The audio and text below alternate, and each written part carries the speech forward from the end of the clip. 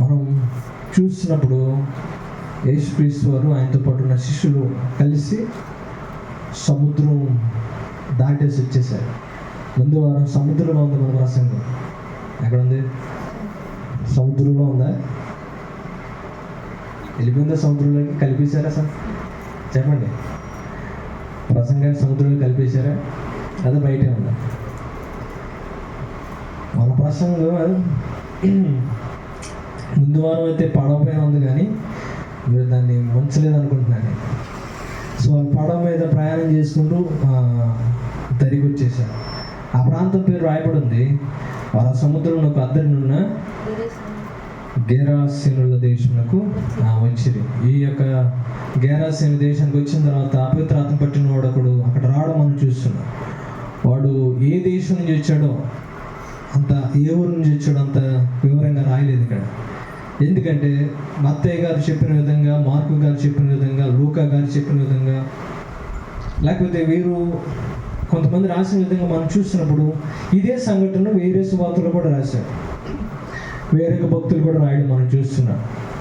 వారు చెప్పిన విధంగా మనం చూస్తే ఈ దయ్యం పట్టిన వాడు, అపవిత్రాత్మ పట్టిన వాడు అక్కడ దగ్గరలో ఉన్న ప్రాంతంలో ఒక ప్రాంతం నుంచి వచ్చాడు. ఆ పేరు మనకు అవసరం లేదు, కానీ ఆ ప్రాంతం నుంచి రావడం మనం గమనిస్తున్నాం.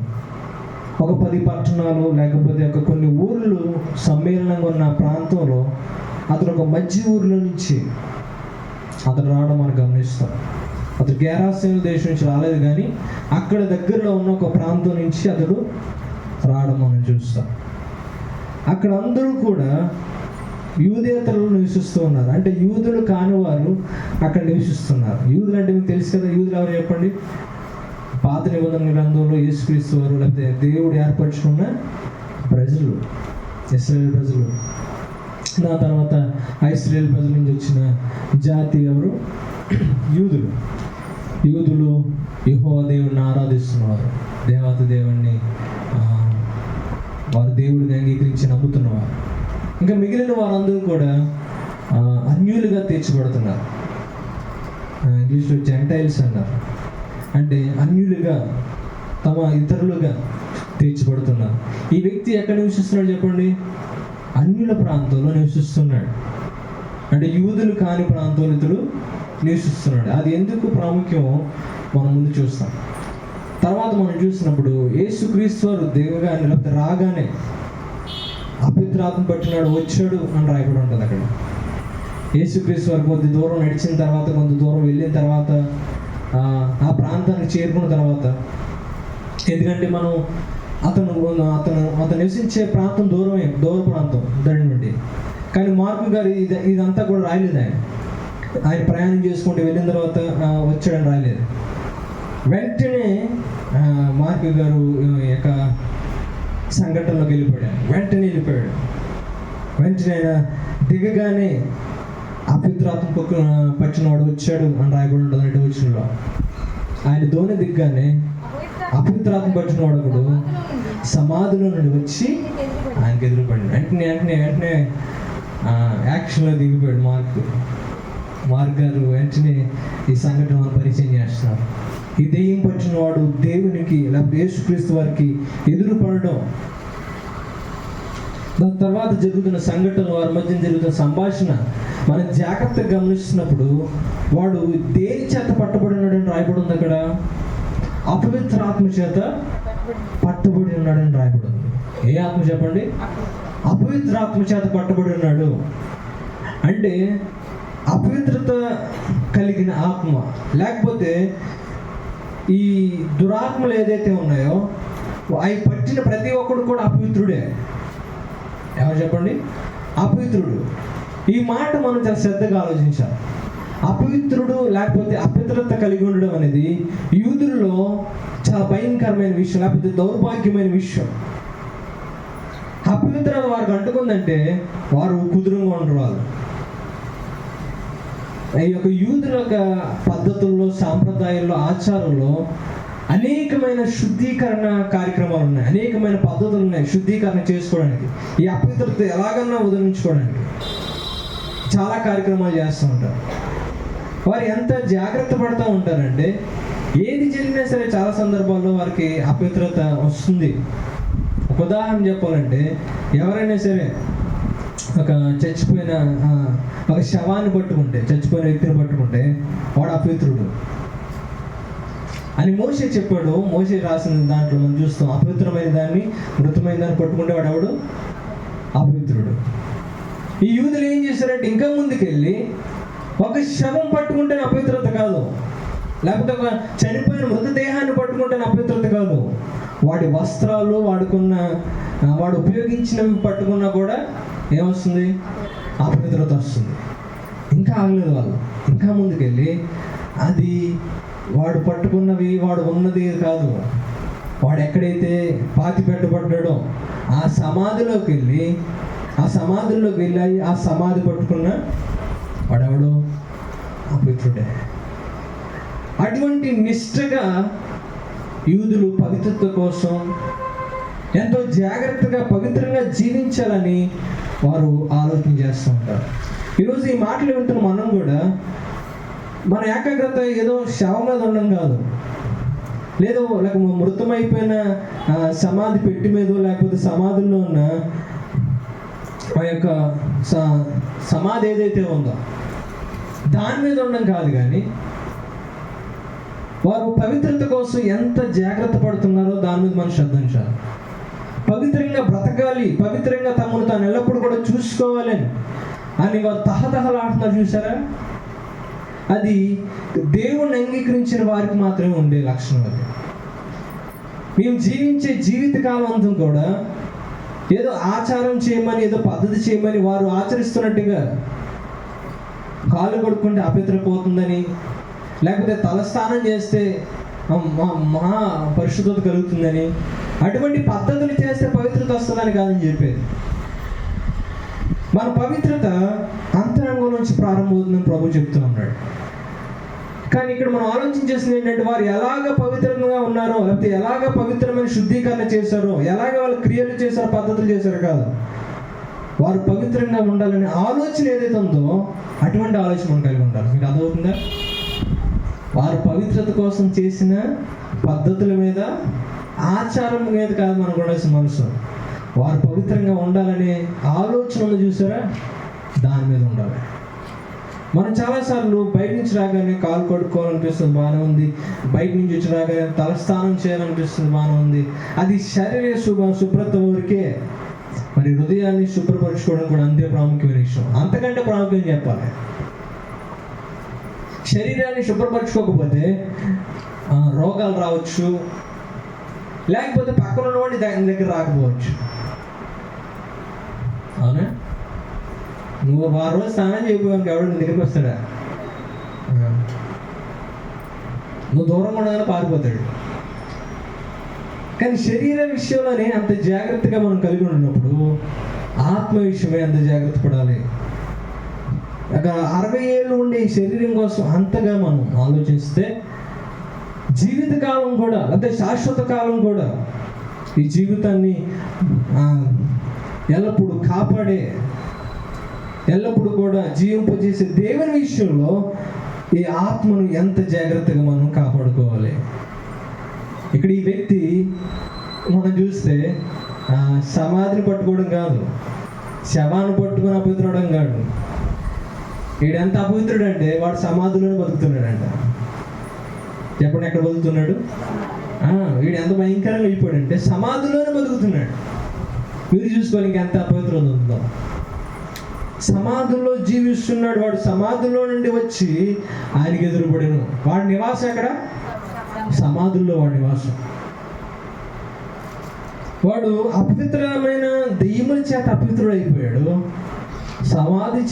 సమాధిలో నివసిస్తూ అపవిత్రుడు. మనం ఇక్కడ చూస్తున్నప్పుడు 4 రకాలైన అపవిత్రుల చేత ఇతడు ఉన్నట్టు మనకు అనిపిస్తుంది. ఎన్ని రకాలు చెప్తారా?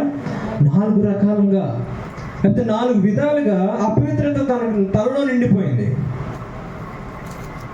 4 విషయాల ద్వారా ఇతడు అపవిత్రుడు అయిపోయాడు. ఎంత భయంకరం! ఆల్రెడీ మనం 2 మాట్లాడుకున్నాం, ఆల్రెడీ 3 కూడా చెప్పాను మీకు. మీరు అర్థం చెప్పి పట్టుకోలేకపోయి ఉంటారు. కానీ ఒకటి ఏంటి చెప్పండి? ఒకటి ఎలా అపవిత్రుడు అయ్యాడు? హలో, పైకి చూడండి, నాకెందే పైకి చూడండి, ఎలా కుదిరాడని చెప్పండి. అపవిత్రాత్మ పట్టింది కదా, దెయ్యం పట్టడం వల్ల అపవిత్రుడయ్యాడు. అపవిత్రాత్మ తనలో నివసించడం ద్వారా, దురాత్మతలో నివసించడం ద్వారా వాడు అపవిత్రంగా మారిపోయాడు. ఒక్కటి కాదు, అనేకమైన దురాత్మలు అతనిలో నివాసాన్ని ఏర్పాటు చేసుకున్నాయి. ఇంకొకలా చెప్పాలంటే నరకంలో వీడు ఉండడం కాదు, నరకమే వాళ్ళలో ఉంది. నరకమే వాళ్ళలో ప్రవేశించిందని చెప్పచ్చు. అటువంటి భయంకరమైన స్థితిలో అపవిత్రత చేత నిండిపోయాడు. అలాగే సమాధుల్లో నివసిస్తున్నాడు, మృతమైన దాంట్లో నివసిస్తున్నాడు. ఆ అపవిత్రత కూడా వాడికి అంటుకుంది. ఇంకొక అపవిత్రత ఏంటంటే, ఈ ప్రాంతం ఎక్కడుందని చెప్పాను మొదట, వీడు ఎక్కడి నుంచి వచ్చాడని చెప్పున్నాం మొదట, అక్కడున్న అన్యజనుల మధ్యలో వచ్చాడు. ఆ చుట్టూ ఉన్న ప్రాంతాల్లో అన్యజనులు నివసిస్తున్నారు. మరి అక్కడ అపవిత్రత ఎలా అవుతుందంటే, దేవుడు ముందుగానే రాశాడు ఇశ్రాయేలు ప్రజలకు, అయ్యా మీరు సున్నతి పొందకుండా నా పేరు పెట్టిన ప్రజలుగా మీరు లేకపోతే, నేను పిలిచిన పిలుపులో మీరు కూడా చేర్చబడకపోతే మీరు అపవిత్రులు. అంటే నా వారు కాని వారు అందరూ కూడా, అన్యులైన ప్రతి ఒక్కరు కూడా ఎవరు చెప్పండి, అపవిత్రత కలిగిన వారే, పరిశుద్ధత లేని వారే. ఇప్పుడు ఎలా అపవిత్రత చెందాడంటే, వీడు అన్యుల్లో నివసిస్తూ ఆ ప్రాంతంలో నివాసం ఏర్పరచుకొని వాడేమయ్యాడు, అపవిత్రుడయ్యాడు. మరి నాలుగోది ఎలా అపవిత్రుడయ్యాడంటే, అక్కడ మనం చూస్తాం, అక్కడ పందులు నివాసం చేసే దగ్గర ఉన్నాడు అంటాడు. ఎందుకంటే బైబిల్లో పాత నిబంధన గ్రంథంలో యూదులకు పంది అనేది చాలా అపవిత్రమైనది. దాని దగ్గరికి వెళ్ళడానికి, దాన్ని చచ్చిపోయినప్పుడు ఆ శవం దగ్గరికి వెళ్ళడానికి కూడా వాళ్ళు ఏంటి అపవిత్రత అనుకుంటారు. పంది అపవిత్రమైనది వారికి, చాలా విచిత్రమైన సంఘటన. ఒకవేళ ఆ టైంలో ఎంత విచిత్రమైన సంఘటన అంటే, అది ఈ సమురైలైన వారు పందులు పంచుతూ ఉండేవారు అక్కడ. సమురైన జాతి మనకు తెలుసు. సమురై స్త్రీ గురించి ఒకసారి మనం ఒక సందర్భంలో విన్నాం. సమురై స్త్రీ గురించి ఉన్నారా? విన్నవాళ్ళు చేతులెత్తండి ఒకసారి. అమ్మా, సమురై స్త్రీ యాకోబు బావ దగ్గర ఉన్నారా? యేసుక్రీస్తు అక్కడికి వెళ్తే, అమ్మ దాహం వేస్తుందమ్మా అని అడుగుతాడు కదా ఆయన. సో అటువంటి సమరయులు జాతి వారు, అక్కడ ఉన్న కొంతమందికి ఈ పందులు పెంచే అలవాటు ఉంది. యూదులకు అలాంటి అలవాటు లేదు.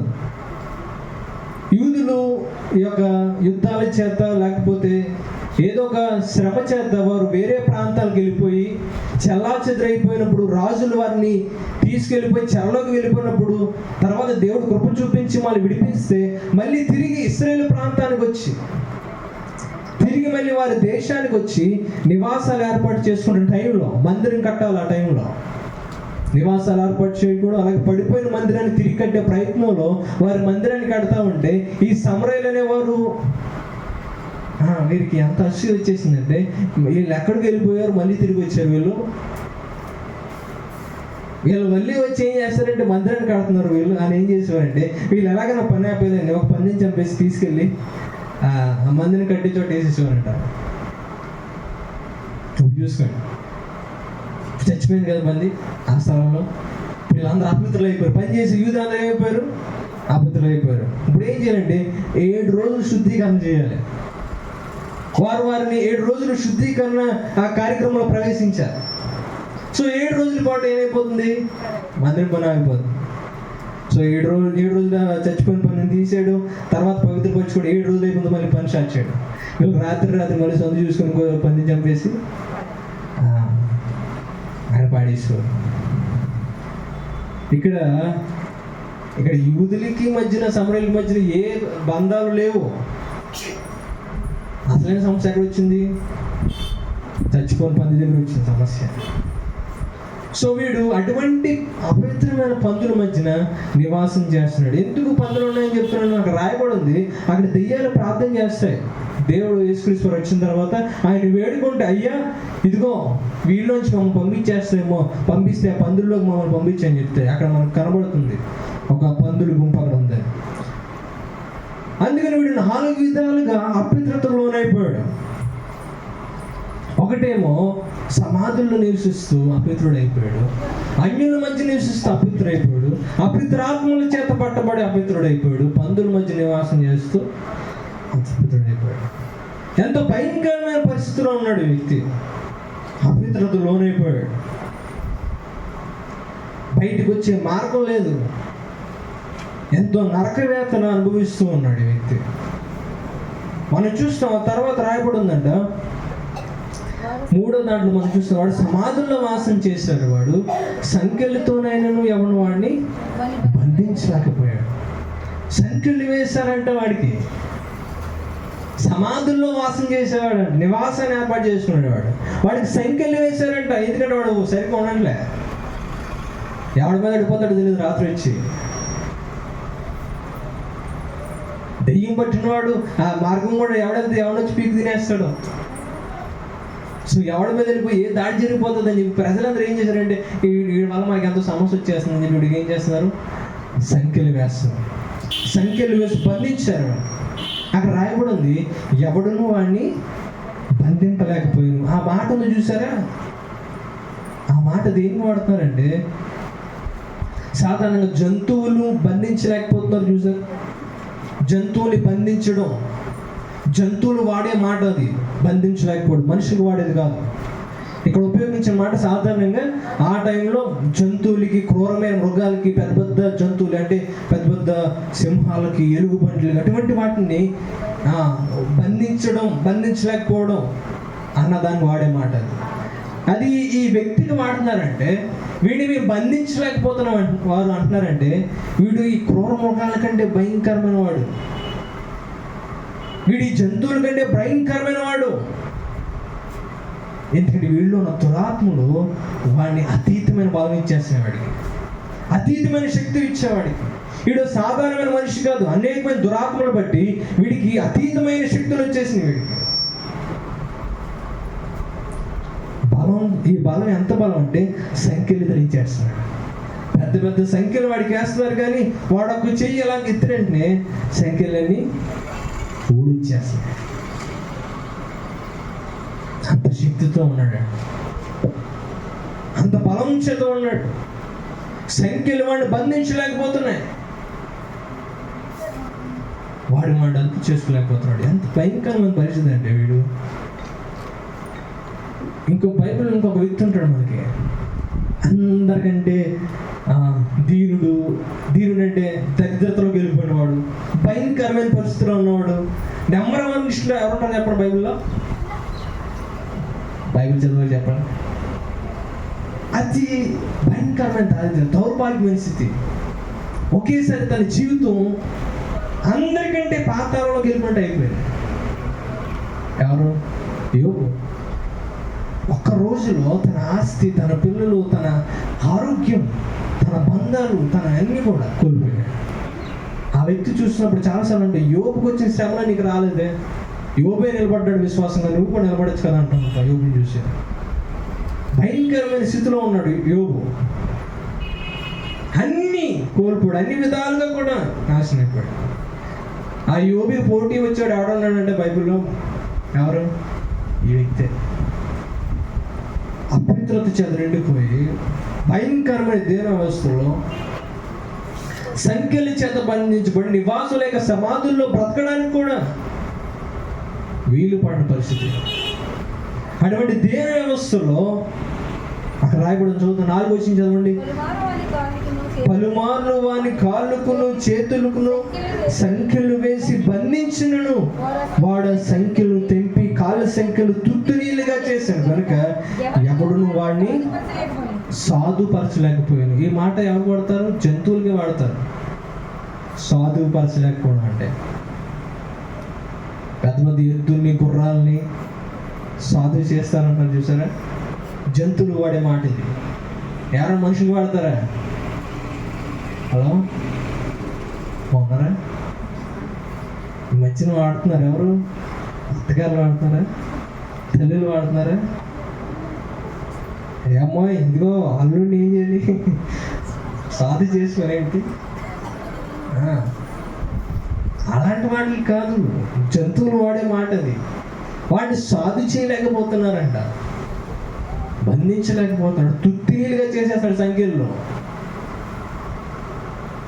పెద్ద పెద్ద చైన్లు మనం వేసి, పెద్ద పెద్ద చైన్లు ఉంటాయి, పెట్లకు వేస్తూ ఉంటారు వాళ్ళు, అదే బండ్లకు వేస్తూ ఉంటారు పెద్ద పెద్ద చైన్లు.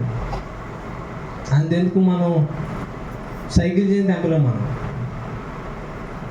కుక్కలకి వేస్తూ ఉంటారు చిన్న చిన్న చిన్న, అవి కూడా తెంపలేము. అలాంటిది భయంకరమైన సంఖ్యలు వేసినాడు. వాడు ఏం చేస్తాడు? ఆ దురాత్మ ప్రభావం శక్తితో తుత్తినీలుగా చించేస్తాడు. మొత్తం ఏదో గొట్టాలు అప్పడాలు వచ్చిన జంతువుల్లో నలిపినట్టు నలిపేస్తున్నాడు, వాటిని తుత్తినీళ్ళు వేసేస్తున్నాడు. ఎంత బాగుందో పవర్! అటువంటి భయంకరమైన శక్తితో వాడు చేస్తున్నాడు. అక్కడికి ఇంకా మనం చదువుతున్నప్పుడు వాడు ఎల్లప్పుడూ రాత్రి పగలు సమాధుల్లోనూ కొండల్లోనూ కేకలు వేయించు తను రాళ్ళతో గాయపరుచుకుంటూ ఉంటాడు. రాత్రి పగలు కూడా కేకలు వేస్తున్నాడు. వాడికి సహాయం చేసేవాడు ఎవడం లేడు. వాడి జీవితం ఎంత భయంకరమైందంటే రాత్రి పగలు కూడా వాడి నిద్ర లేదు, నిద్రహారాలు లేవు, కేకలు వేసి బ్రతుకుతున్నాడు. అటు ఊరు వారు వాడిని సాధు చేయలేకపోతున్నారు, వాడు సాధు చేసుకోలేకపోతున్నాడు. ఎందుకంటే దురాత్మల నరకం వాడి హృదయంలో ఉంది. భయంకరంగా వాడి పరిస్థితులు, రాత్రులు పగళ్ళు వాడు జీవిస్తున్నాడు. వాడి జీవితం అంతా భయంకరమే. దాద్యత ఎంత భయంకరమైన స్థితిలో ఉన్నాడు. తను గాయపరుచుకుంటున్నాడు. వాడికి అక్కడ దరిక రాళ్ళు చేత వాడు తను ఆ సంఖ్యలు బాధించుకుంటున్నాడు. వాడి శరీరాన్ని గాయపరుచుకుంటున్నాడు. ఇంకా మిగతా పుస్తకాల్లో కూడా చాలా వివరంగా రాస్తుంటాడు. వాడు చీల్చుకుంటున్నాడు వాడి శరీరాన్ని. కుష్ఠరోగి కంటే భయంకరమైన పరిస్థితి. అక్కడ యోగు గురించి రాయబడి ఉంటుంది. అక్కడికి వచ్చిన ఆ భయంకరమైన పరిస్థితిని బట్టి రోగి ఒక పెంకు తీసుకొని అంట తన శరీరాన్ని తను రుద్దుకుంటా ఉండేవాడు. ఎలాగైనా సరే ఆ శరీరం బాగా తగ్గుతుందేమో ఒక పెంకు తీసుకొని. ఇది ఇంకా భయంకరమైన పరిస్థితి. ఇప్పుడు రాళ్ళుచుకొని బాదుకుంటున్నాడు శరీరాన్ని, తన శరీరాన్ని గాయపరుచుకుంటున్నాడు. మీరు ట్రై చేయండి. ఏదైనా అనుకోకుండా చిన్న రాయి తగిలింది అనుకోండి కాలుగా, ఇంక మనకంటే పట్టుకోలేరు. అటువంటిది వీడు రాయించుకొని పెంకులు ఇచ్చుకొని బాధించుకుంటున్నాడు శరీరాన్ని. వీడు ఎంత దౌర్భాగ్యం చూడండి. వీడి ఆర్తనాదాన్ని ఏ ఒక్కడు వెళ్ళలేకపోతున్నాడు. ఏ ఒక్కడు కూడా వీడి ఆర్తనాదాన్ని తీర్చలేకపోతున్నాడు. అటువంటి టైంలో ప్రభుని యేసుక్రీస్తు ఆ ప్రాంతానికి వచ్చిన డ్రైవర్ వాడి జీవితాన్ని దర్శించడానికి ప్రభు ప్రాంతానికి వచ్చాడు. ఎక్కడో గెరాసేను దేశంలో, ఎక్కడో గలిలియా సముద్రం అవతల ఎక్కడో సమాధులు నివాసం చేస్తూ రోజు నిద్ర లేక నిప్పులు, తాను ఎంతో భయంకరమైన పరిస్థితుల్లో ఆర్తనాదాలు ఎవడు వినలేక వాడిని సాధు చేయలేక వాడి శరీరాన్ని రక్తం కారుతూ గాయపరుచుకున్న టైంలో వాడిని బాగు చేసేవాడిని ఆదులు లేకపోతే ఆయన ఎంతో దూరం ప్రయాణం చేసి వెళ్ళాడు. ఎవరి గురించి? ఆ ఒక్కడి గురించి. ఆ ఒక్కడిని రక్షించడానికి వెళ్ళాడు ఆయన. వాడి బాధను తీర్చడానికి వెళ్ళాడు. వాడి సమస్యను తీర్చడానికి వెళ్ళాడు. బైబిల్లో ఒక మాట రాయబడింది, ఇదిగో 100 గొర్రెల్లో ఒక గొర్రె తప్పిపోతే ఆ మంచి కాపరి ఆ ఒక్క గొర్రె కోసం వెళ్తాడన్న. ఆ ఒక్క గొర్రెని తీసుకురావడానికి వెళ్తాడని. ఎంత మంచి దేవుడు చూడండి. తాను రక్షించడానికి ఆ ప్రాంతానికి అడుగు పెట్టాడు. ఆ ప్రాంతంలో అడుగు పెట్టాల్సి వచ్చింది. ఆ ప్రాంతంలో అడుగు పెట్టగానే పరుగుపడుకుని వచ్చాడు. వాడు పరిగెట్టుకు వచ్చాడా, దెయ్యాలు పరిగెట్టుకు వచ్చినాయా, ఆ తర్వాత విషయం. వాడు తన సొంత శక్తితో పరిగెట్టుకుంటా వచ్చాడు. దురాత్మలు వాడిని ఆధీనంలో తీసుకొని వాడి శరీరాన్ని అంతటినీ లోపరుచుకొని వాడిని పరిగెట్టిలా చేసినాయా? అది మనకు తెలియదు, కానీ వాడు మాత్రం పరిగెట్టుకుంటూ వచ్చాడు యేసుక్రీస్తు దగ్గరికి. వచ్చి ఆయన దగ్గర పడ్డాడు, సాగిలు పడ్డాడు. ఆయన చెప్పిన మాటలు మనం చూస్తే ఇది వాడు మాట్లాడుతున్నాడా, వాళ్ళలో దురాత్మ మాట్లాడుతుందా మనకు తెలియదు, కానీ మాట్లాడడం మొదలెట్టేయంట. అక్కడ చూస్తే కనబడుతుంది, యేసు సర్వోన్నతుడైన దేవుని కుమారుడా, నాతో నీకేమి, నన్ను బాధపరచుమని వాడితో. ఇది ఎవరు మాట్లాడతారంటే మీరు ఏం చెప్తారు చెప్పండి? ఇంకా అద్భుతమైన సమాధానం ఇస్తాడు. వేరే చోట్ల కూడా ఇదే సందర్భం గురించి మాట్లాడుతున్నప్పుడు మత్తయి సువార్త మనం తీస్తే, ఒకసారి మత్తయి సువార్త 8వ అధ్యాయం 29వ వచనంలో, 8వ అధ్యాయం 29వ వచనంలో అక్కడ మనకు అర్థం అవుతుంది ఇది ఖచ్చితంగా అపవిత్రాత్మలు మాట్లాడుతున్నాయి. వారు ఇదిగో దేవుని కుమారుడా, నీతో మాకేమి, కాలము రాకమునిపే మమ్మల్ని బాధించుటకు ఇక్కడ వచ్చితవా అని కేకలు వేసిరి. కాలం రాకుండా నేను ఆ మాట మత్తయ్య గారు రాస్తూ ఉన్నారు. ఇక్కడ మార్కులో మనకు కనబడట్లేదు, కానీ ఈ కాలం రాకముందే మమ్మల్ని బాధించడానికి వచ్చావా అని చెప్తున్నప్పుడు మనకు అర్థమైపోతుంది ఇవి ఖచ్చితంగా దురాత్మలే మాట్లాడుతున్నాయి. కాలం రాకముందే మమ్మల్ని బాధించడానికి వచ్చావా? అప్పుడు ఎందుకు వచ్చావు? ఇక్కడ ఒక అద్భుతమైన విషయం ఏంటంటే, వీటికి ఒక కాలం ఉంది. ఆ కాలంలో ఆయన వస్తాడు. ఆయన వచ్చినప్పుడు ఖచ్చితంగా వీటన్నిటిని తీర్పు తీరుస్తాడు. ఆయన బాధిస్తాడు, శిక్ష విధిస్తాడు. ఏ అపవిత్రాత్మలు అయితే, అనేకమైన అపవిత్రాత్మలు అతనిలో పట్టి ఉన్నాయో అవన్నీ మాట్లాడుతున్నాయి. వాటన్నీ తెలుసు. ఏం తెలుసు వాటికి? ఒక రోజు ఖచ్చితంగా వస్తుంది. ఆ రోజు, ఆ సమయంలో ప్రభువైన దేవుడు వస్తాడు. ఇప్పుడైతే విడిచిపెట్టేశాడు, కానీ ఇప్పుడైతే మా ఇష్టానుసారంగా ఆయన మా ఆశలకు, మా హృదయ ఆంక్షలకు, లేకపోతే హృదయ వాంఛలకు విడిచిపెట్టేశాడు. కానీ ఒకరోజు ఆయన వస్తాడు. ఆ రోజు ప్రతిదానికి లెక్క చెప్పే సమయం వస్తుంది. అందుకే ఈ అపవిత్రాత్మలు అంటున్నాయి, ప్రభువా ఇంకా టైం రాలేదు కదా, ఇంకా సమయం రాలేదు కదా, అప్పుడు ఎందుకు వచ్చి మనం బాధిస్తున్నాం? ఇక్కడ విషయం మనం అర్థం చేసుకోండి. తెలుసా, అపవిత్రాత్మకు ఒక టైం ఫిక్స్ చేశాడు దేవుడు. ఇక్కడ ఉన్న మనందరికీ కూడా ఒక టైం ఫిక్స్ అయిపోయింది. అది నేను చెప్పట్లే, వాక్యం చెప్తుంది. అపవిత్రాత్మను బాధించడానికి, శిక్షించడానికి ఒక సమయం నిర్ణయించబడిందన్న సంగతి వాటికి తెలుసు. వాటి ఎదురుకుండా నిలబడిన దేవునికి తెలుసు. కానీ ఇక్కడ వాక్యం వింటున్న మనకు తెలుసా ఒక టైం ఫిక్స్ అయిందని, ఒక రోజు ఫిక్స్ అయిందని. అపోస్తుల కార్యాలు అంటాడు, అపోస్తుల కార్యాలు 17వ అధ్యాయం 31వ వచనం. అపోస్తుల కార్యాలు 17వ అధ్యాయం 31వ వచనంలో, ఎందుకనగా తాను నియమించిన మనుషుని చేత నీతిని అనుసరించి భూలోకమునకు తీర్పు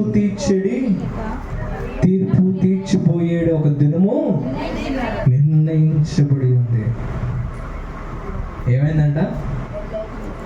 నిర్ణయించాడంట. ఒక రోజున తీర్పు తీర్చడానికి నిర్ణయించాడంట. మనుషుని చేత నీతిని అనుసరించి భూలోకానికి తీర్పు తీర్చబడే రోజు వస్తుంది.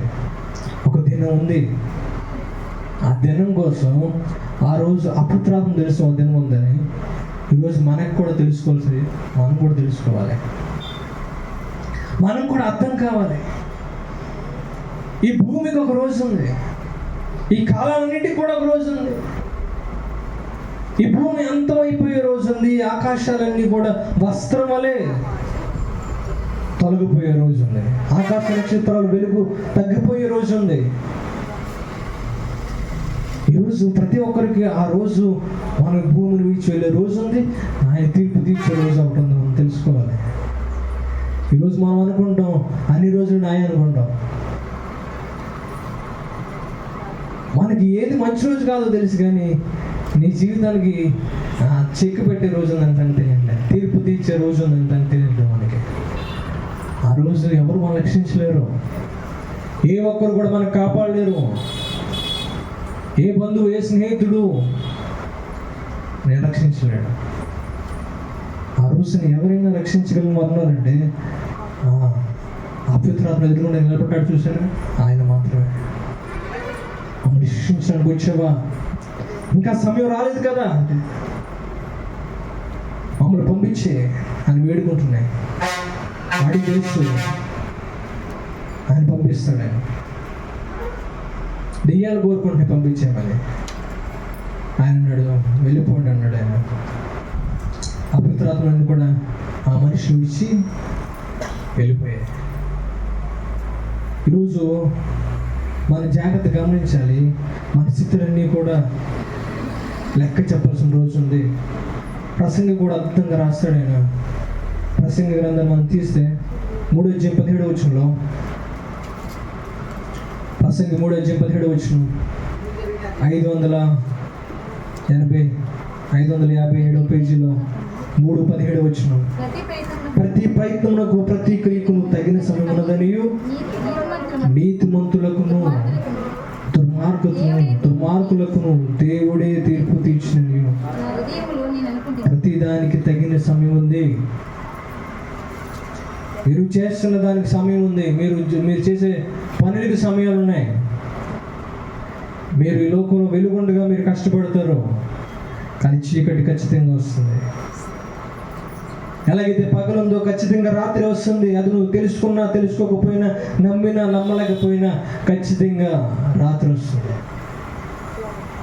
పగలు ఉన్నదని ఎలాగ నువ్వు కళ్ళారా చూస్తున్నావో, రాత్రి ఒక రోజు వస్తుంది. నీ జీవితాన్ని గమనిస్తున్నప్పుడు, ఇదిగో నా పరిస్థితి, నీ పరిస్థితులను గమనిస్తూ ఉన్నప్పుడు, ఇదిగో నేను పనులు చేసుకుంటున్నాను, నా వ్యాపారాలు చేసుకుంటున్నాను, కుటుంబ జీవనాన్ని సాగిస్తూ ఉన్నాను, ఏదో కొద్దిగా డబ్బు సంపాదిస్తున్నాను, పిల్లలు ఎదుగుతూ ఉన్నారు, వారు చదువులు పంపిస్తూ ఉన్నారు, వారు చదువుకునే సమయం ఉంది. కానీ ఇవన్నీ కూడా ముగిసిపోయే సమయం కూడా ఉంది. రాత్రి ఎలాగైతే ఖచ్చితంగా వస్తుందో, జీవితాన్ని ముగించే సమయం ఒకటి వస్తుంది.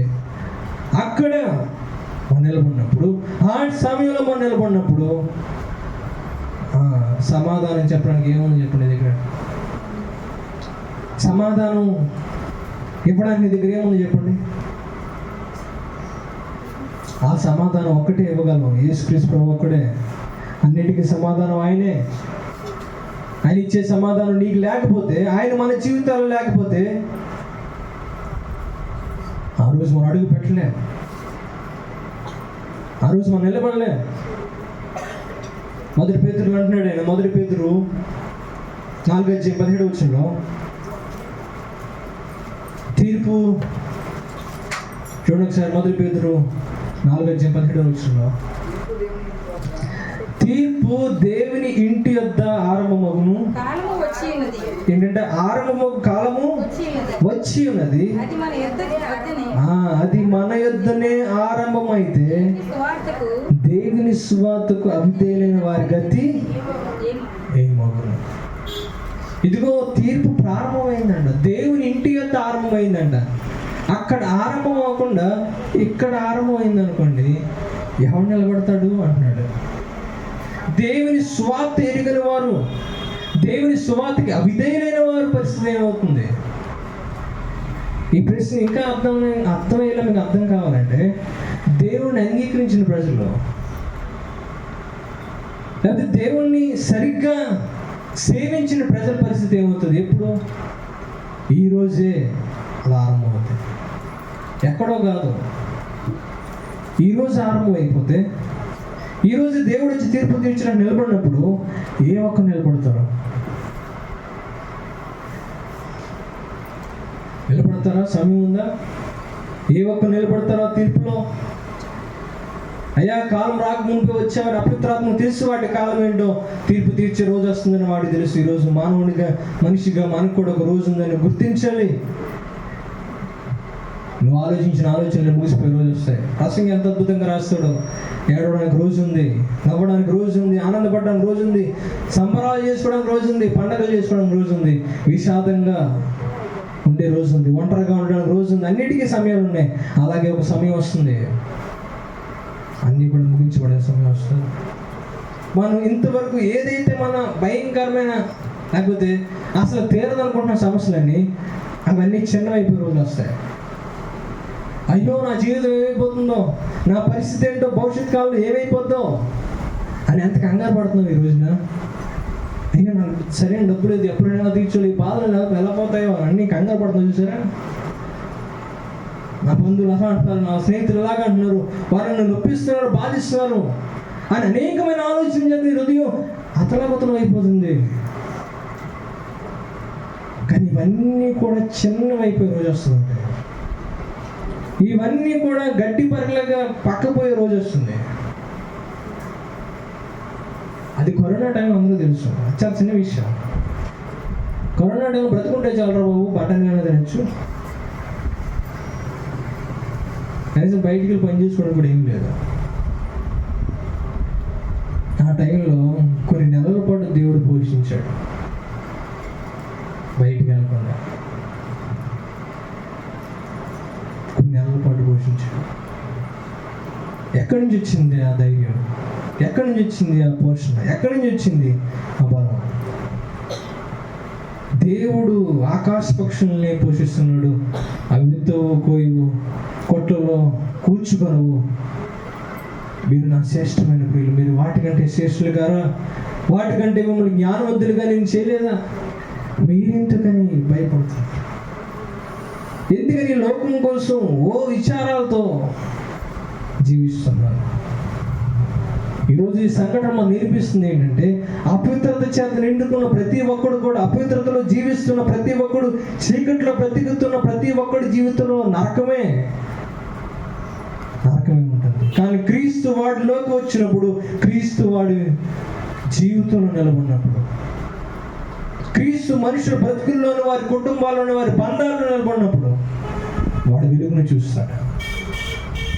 అపవిత్రంగా ఉండేది దూరం అవుతుంది. మొదట అపవిత్రత దూరం అవుతుంది. అపవిత్రత దూరం అవ్వకుండా లోక వ్యసనాలు, లోక ఆశలు దూరం అవ్వకుండా యేసుక్రీస్తు నీలో ఉన్నాడంటే అది ఏమాత్రం కూడా నిజం కాదు, అది నీ భ్రమ మాత్రమే.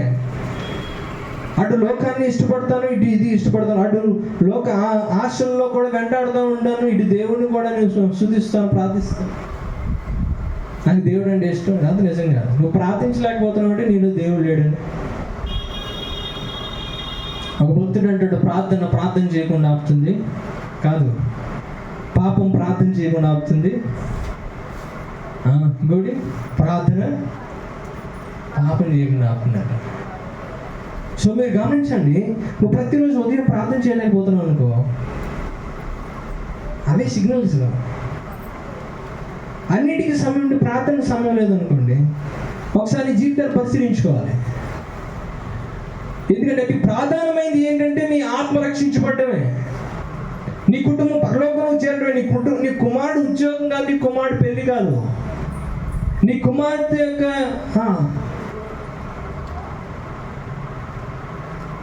పరిస్థితి జీవితం కాదు, లేకపోతే బండి కాదు, వ్యాపారం కాదు, ఉద్యోగం కాదు. ఈ ఆత్మలన్నీ పరలోకానికి వెళ్తాయా లేదా అనే ప్రశ్న. మొన్న ఫిలిప్పీన్స్ దేశంలో భూకంపం వచ్చి అనేక మంది చనిపోయారు. ఒకే ఒక భూకంపం, ఒక బిల్డింగ్ పడిపోయి చచ్చిపోయారు. మొన్న ఇది భయపెట్టడానికి అని చెప్పారు. మమ్మల్ని చచ్చిపోమంటారంటే మీరు చచ్చిపోతామని అని చెప్పారు. నేను చెప్పేది ఏం చెప్తున్నానంటే, మన జీవితం ఎంత అల్పమైందో దాని గురించి జ్ఞాపకం చేస్తుంది. ఎంత అల్పమైందో కాదు, నువ్వు ఎల్లప్పుడూ కూడా సిద్ధంగా ఉండాలి. ఎంత సిద్ధంగా ఉండాలంటే, ఈరోజు నిన్ను నిద్రిస్తే ఆ ప్రభు సన్నిధిలో నిలబడగలనా అంత సిద్ధంగా ఉండాలి. ఈరోజు నువ్వు పట్టించుకోకపోయినా, ఈరోజు ఆలోచించకపోయినా జరగవలసినవన్నీ కూడా జరిగిపోతాయి. వెళ్ళవలసిన చోటికి అందరూ కూడా వెళ్ళిపోతాం. ఈరోజు మన ప్రాధాన్యతలు ఏంటంటే, నీ యొక్క పరలోకం గమనిద్దా, నా కుటుంబం ఉంటుంది. మీ కుటుంబం, భర్త, భార్య, పిల్లలు ఒకరు ఉంటారు. మన జీవితంలో ఇక్కడ కావాల్సిన ఒక గృహం, ఇల్లు లేకపోయినా అక్కడ అంటాడు ఆయన, నీకు మంచి నివాసాన్ని ఏర్పాటు చేస్తున్నాను అంటాడు. నేను అనుకుంటూ ఉంటాను అప్పుడప్పుడు, ఇక్కడ 4 ఎకరాలు లేకపోయినా అక్కడ దేవుడు నివాసం ఏర్పాటు చేశాడంటే నా దేవుడు ఒక కనీసం 100 ఎకరాలని ఇస్తాడు. ఎందుకంటే అక్కడ స్థలంతో పరిమితి లేదు కదా. భూమికి ఒక పరిమితి ఉంది, పరలోకానికి పరిమితి లేదు. అక్కడ సమయంతో పరిమితి లేదు. ఇక్కడ ఒక కాలం వచ్చేటప్పటికి వయసు అయిపోతుంది, బలం పోతుంది. అక్కడ నిలబెల్ల శాశ్వత కాలము బలమే ఉంటుంది. మనం ఎంతకాలం పనిచేయాలి అంతకాలం పనిచేయచ్చు. ఎంతకాలం పనిచేస్తూ ప్రభువుని ఆరాధించాలో ఆరాధించవచ్చు. శాశ్వత కాలము సంతోషంగా అనుభవించవచ్చు. ఆరోగ్యము సమృద్ధిగా ఉంటుంది. ఏ రోజు కన్నీరు అనేది ఉండదు. బాధ తెచ్చే ఉన్నప్పుడు అక్కడ. అందుకే నువ్వు పరలోకం కోసం బ్రతకాలని కాదు, ఆ పరలోకంగా మార్చే దేవుడి కోసం బ్రతకాలి. ఎందుకంటే దేవుడు ఆ పరలోకంలో లేకపోతే అది నరకమే. ఈరోజు నువ్వు ఏదో ఆస్తిని చూసి ప్రభువుని వెంబడించాలనో, ఏదో రాబోతున్న సంపదను చూసి జీవించాలనో కాదు. ఈ యొక్క అసూయ, వేదన, పాపలేని జీవితాన్ని దేవుడు ఇస్తాడు. కుళ్ళి కృతంతరాలతో జీవిస్తున్న మనుషులను దూరంగా దేవుడు ఒక పవిత్రంగా మంచి హృదయం కలిగిన ప్రదేశం నిలబడతాడు. ఎంత అద్భుతమైన దేశం అది. అక్కడ దురాత్మ చేత, దురుద్దేశాల చేత, పాపం చేత నిండిన వాడు చూడలేదు. అక్కడ ఈరోజు ప్రతిరోజు ఉదయం లేగానే పరిశుద్ధంగా బ్రతకాలని ఆలోచన లేదని ఒక గొప్ప దైవజనుడు అంటాడు. మనం పరిశుద్ధంగా ఉండడం, దేవుడు చెప్పిన విధంగా బ్రతకడం మనం చూస్తున్నప్పుడు, దేవుడు ఏ రీతిగా అయితే చెప్పాడు అది పాటించడం అసాధ్యమైన విషయం. కానీ నీకు అసాధ్యమే, కానీ మీలో ఉన్నవాడికి సమస్తం సాధ్యమే అంటాడు ఆయన. అంటే పరిశుద్ధంగా బ్రతకడం కష్టం. చూడాల్సింది చూడకూడదు చూడడం, చేయకూడదు చేయడం, చేయవలసినవి చేయడం, ప్రార్థన చేయడం, వాక్యం చదవడం, నీ నోరు కంట్రోల్ పెట్టుకోవడం, పక్కనోడు గురించి చెడుగా ఎక్కడ మాట్లాడుకోవడం. ఒక అద్భుతమైన భక్తుడు ఇంకో మాట అంటాడు ఆయన, ఒకడి గురించి మంచి చెప్పడానికి నీ దగ్గర ఏమీ లేకపోతేనంట ఏమంటాడు, సైలెంట్గా కూర్చో. మంచి చెప్పడానికి ఏమి లేకపోతే సైలెంట్గా కూర్చో. పాపం మూట కట్టుకోవద్దు, పాపాన్ని ఎత్తునేసుకోవద్దు. కానీ మనం నోరిపితే ఏమొస్తుందో నీకే తెలుసు బాగా. ఇవన్నీ కూడా మనం నిర్లక్ష్యం చేయడం. ప్రభు అంటున్నాడు, నీ నోటి నుంచి వచ్చే ప్రతి మాటకి నువ్వు లెక్క చెప్పాలి. అందుకే పవిత్రంగా బ్రతకడం కోసం ఎంత తహతహలాడాలంటే యూదులు నేర్చుకున్నారు. కానీ వాళ్ళు ఆచారంగా నేర్చుకున్నారేమో, కానీ ఈరోజు నువ్వు హృదయానుసారంగా నేర్చుకోవాలి. వాళ్ళు 7 మార్లు 7 రోజులు పవిత్రత శుద్ధీకరణ పాటిస్తూ ఉంటున్నారు. అది సంపూర్ణత గుర్తు. ప్రతిరోజు పవిత్రంగా బ్రతకని ఆశపడాలి. నేను నా జీవితాన్ని పవిత్రంగా ఉంచుకుని ఆశపడ్డాను. నీ పిల్లలకు పవిత్రంగా ఉండడం నేర్పించాలి. కుమారులు, తల్లిదండ్రులు ఉండాల్సిన బాధ్యత అది.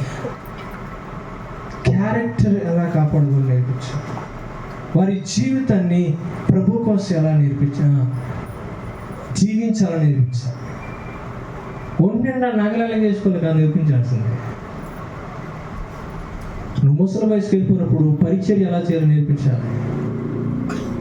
ఈరోజు ఎంతోమంది ధనవంతులు, బాగా లక్షలు సంపాదించిన వారు ఒక దైవజనుడి దగ్గరికి వచ్చి నిన్న మాట్లాడుతుంటాడు. అని ఎంతో లక్షలు సంపాదించిన వారు, నెలకి కొన్ని కోట్ల వ్యాపారం చేసేవారు ఆ దైవజనుడి దగ్గరికి వచ్చి తనకున్న 5 పిల్లలు, 4 పిల్లలను చూస్తూ, అయ్యా మీకులా ఎలా బ్రతకాలి, మీకులా కుటుంబం ఎలా ఉండాలి అని అడుగుతున్నారంట. అయ్యా మీరు ఇంత 4 పెంచుతున్నారు, కానీ మేము 1,00,000 సంపాదిస్తున్నాం, కానీ మనశ్శాంతి లేదు, మా పిల్లలు మా మాట ఉన్నట్లే, మా జీవితంలో సమాధానం లేదు.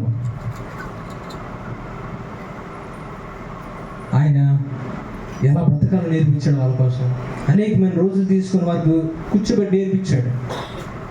ఈరోజు కూర్చోబెట్టి నేర్పించాలి, ఎందుకంటే మనకు తెలియకపోతే నేర్చుకోవాలి. అందుకే ప్రతి క్షణం కూడా వాక్యం దగ్గర రావాలి. వాక్యం దగ్గరికి వచ్చి ఎలా మేము జీవించాలో నేర్చుకోవాలి.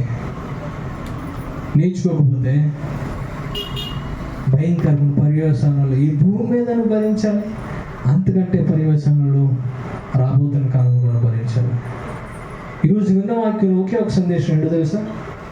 నువ్వు అపవిత్రతకు దూరంగా పరిగెట్టాలంటే, అపవిత్రతను నీలోంచి వెళ్ళిపోవాలంటే, నిన్ను సంఖ్యల చేత బంధిస్తూ నిన్ను ఈడ్చిపోతున్న దాన్ని దూరం వెళ్ళాలంటే నువ్వు పరిగెత్తుకుంటా ప్రభువుని యేసుక్రీస్తు వారి చెంతకు రావాలి. ఆయన చెంతకు వచ్చి నువ్వు ప్రాధేయపడాలి. ఆయన దగ్గరే సమాధానం, ఆయన దగ్గరే సమాధానం ఉంది, ఇంకెక్కడా లేదు.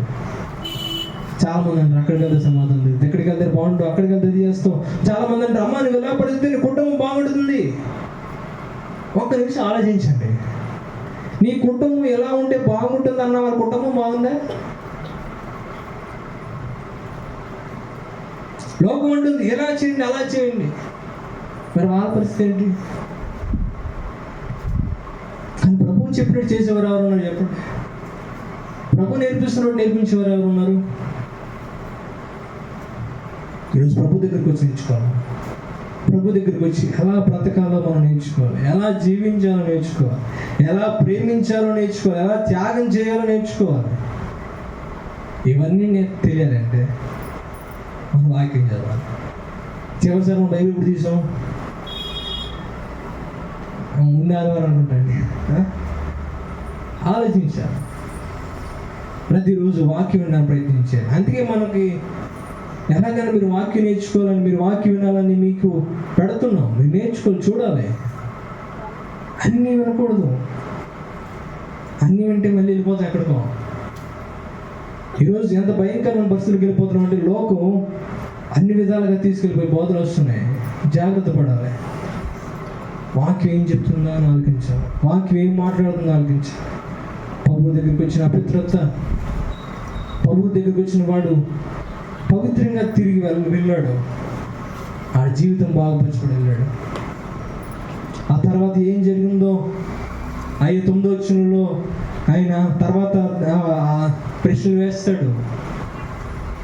అది వచ్చేవారు మనం చూద్దాం. ప్రతి ఒక్కరు తల ఉంచండి, కళ్ళు మూసుకోండి. దేవుని చిత్తం అయితే మనం